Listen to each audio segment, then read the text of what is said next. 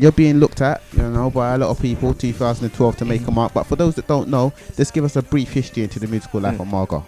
I started Grime in 2005. I was just kind of listening to the big influences like Dizzy Rascal, Layz. So I was just straight away into Grime, started writing my own bars.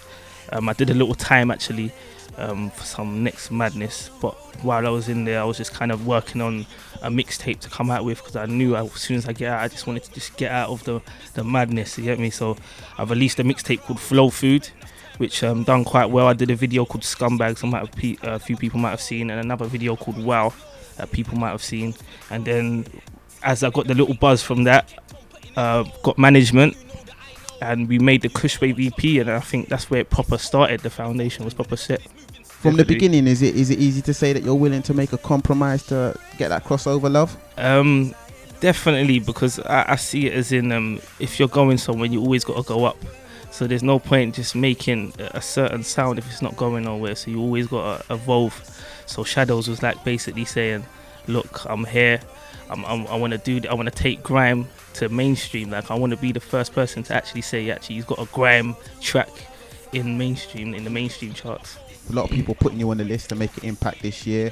The Grime scene's doing nice. The urban scene in general, a lot of artists getting signed. Absolutely. People talking about you potentially getting signed. How are you feeling about it? It's good. It's all a good look. Like, obviously, from last year, I've just been putting in loads of work. So now it's a case of, like everyone was saying, 2012. So it's just a case of me making sure I have all the material right, got my dates set.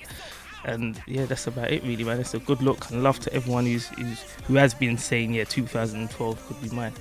If anybody ever was thinking that Grime was dead or Grime was not in a good state, 2012, the beginning of 2012, off the back of 2011, Lord of the Mics 3 got released. A lot of people's talking about that. You was involved in that. So tell us about it, man. Yeah, like it's a good look. Like, big up everyone on Lord of the Mics, because I've always watched it as a little kid. Obviously, I had my clash on there with another opponent. It got a little bit tense in the basement. But yeah, man, it's all for the love of music. Like, everyone still at me about the bars and that. So that's the most important thing.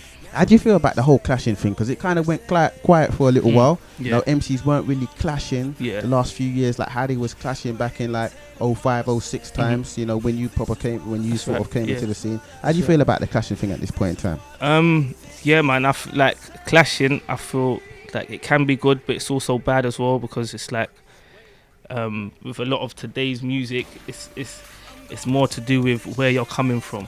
What is your message you've got to say in music? So there's a lot of guys out there that are coming from harder backgrounds, so when they're getting in the clashing mode, it's like certain things they're not used to. They're not used to like how battles are meant to be set out, and certain things are said that it shouldn't be. So like today, it's not really a clashing vibe, but it's good to also have that there and say, I've had a clash, or I've clashed this person, because it is like, as much as people might say, don't say it's a ranking because that's a bit allume, but we are at rankings. Like, you've got to put the work in to be on the level with the bigger people. So it's like certain people won't get there straight away. Certain people think, why am I with these boys? Or why comes them boys are always getting love and I don't? It's because you've got to put in that work. You've got to go through stages, and clashing, I have to say, is one of them. You get me? If you've gone through clashing and you've battled with certain MCs in the scene, then people are going to look at you differently.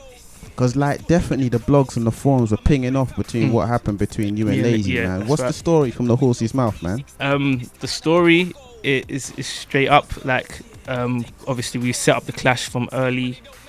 Jammer was phoning me saying a few guys wanted to clash me, and I took on Layz because he was a part of BBK, so I thought it would be good promotion. We haven't actually got any real problems with each other, so it will be a nice clash, you get me? So I've got there. Jammer's told me to bring 2 people. We've got there, and Layz's got a whole boys with him, and I was thinking, wow, this is a bit like guys are taking this clash a bit too seriously, you get me? So we've gone into clashing round 1, round 2, round 3.